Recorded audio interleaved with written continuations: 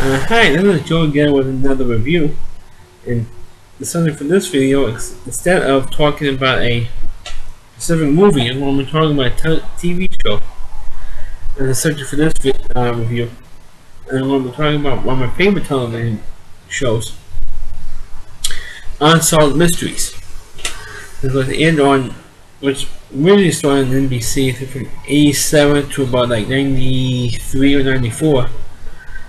And then continued on CBS for a couple of years after that, for another 2 or 3 years after that. Because at the time, NBC was dumping a lot of the older television shows. It was the same thing for Matlock, television show Matlock with Andy Griffith.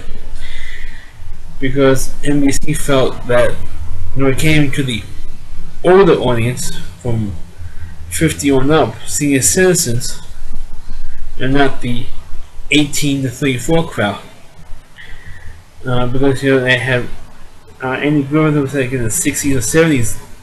Then the time he was doing Matlock, and of course Robert Stack was no spring chicken either. He was also in his 50s or 60s when the show started, I think.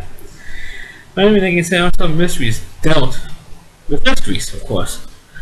That's what dealing the show, mysteries were unsolved, or legends, a lot of times. Of course, for a while, until about 1990-91 or so, they had a big rivalry, or Unsolved Mysteries had a big rivalry with the Fox show called America's Most Wanted. But the only difference between America's Most Wanted and Unsolved Mysteries is that America's Most Wanted mostly dealt with criminals. I'm not saying that Unsolved Mysteries didn't. I mean, they did have criminals, like murderers, con artists, they have stories of that type of stuff. But it didn't completely focus on criminals, like America's Most Wanted did with mostly people in either in the FBI's top 10 or America's top 10 criminals, mostly, or criminals who jump bail, or so on and so forth. And Unsolved Mysteries is the same thing, but they also dealt with people who were adopted when they were babies and looking for the birth mothers or birth fathers, sometimes both, or people who were in a car accident or a plane crash or something like that. Somebody came in and saved their lives, and they wanted to meet the person who saved their lives. And also dealt with actual mysteries that have been going on throughout the decades. From Unsolved Mysteries, not America's Most Wanted, it dealt with like Bigfoot. They did a couple of stories with Bigfoot, the Abominable Snowman, Loch Ness Monster, the Uncle Pongo, who was supposed to be Loch Ness Monster in Canada. Ghost stories. And that's the ghost story because it's mysteries. It's a mystery. And if different types of ghost stories, like the most famous one, I think one of the stories is still on YouTube, is with Resurrection Mary. There's like a 10-minute video, the whole story. So it's one of the few videos that's still on YouTube from Unsolved Mysteries, and get to that in a minute.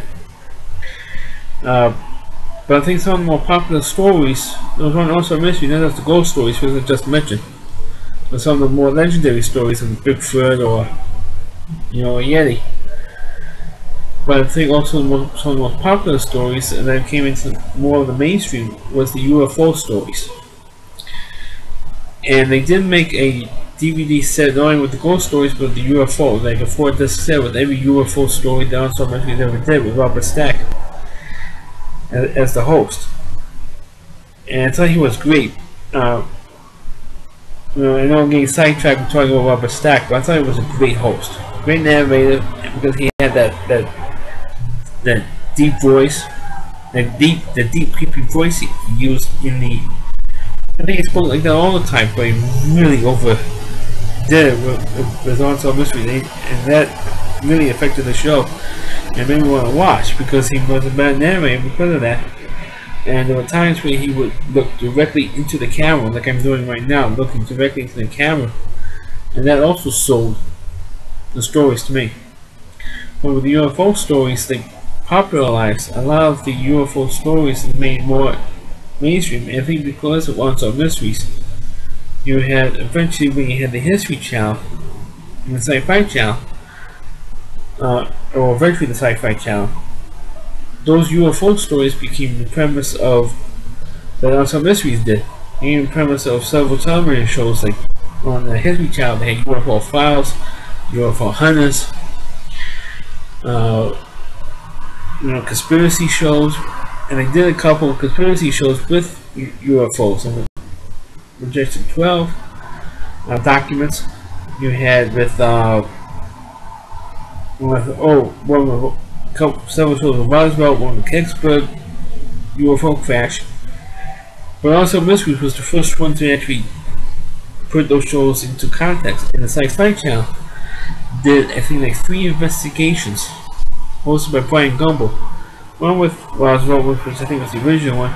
Then did one with Kicksburg, which I'm still trying to look for on YouTube but can't find it. Anybody out there who knows where this came, please, link it on here in the comments, because I really would like to see the full show. And of course, the other one was with Rendlesham Forest incident in England. But Unsolved Mystery was the first one to have those particular stories, and with Roswell in particular, it was took up like half the show, at least half the show, more than half the show. But they also did shows that were not broadcast with other shows that I mentioned. Like Hudson Valley UFOs, I think Belgium.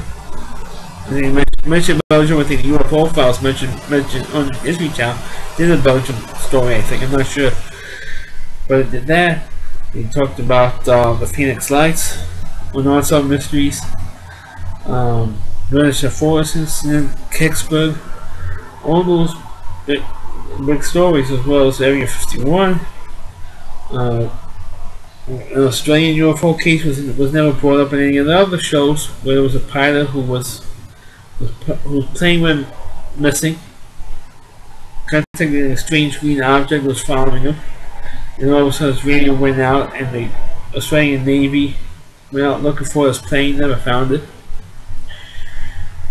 And of course, those are the other ghost stories. But fortunately, people had posted the ghost stories DVDs plus with the UFO files, as it was titled on the DVD.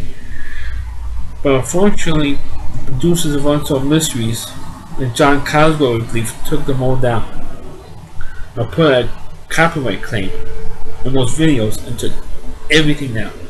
Which is a damn shame, because these videos have been up for years on YouTube. And I'm talking about like 6 months or a year, and then they finally realized that somebody posted them and took it down.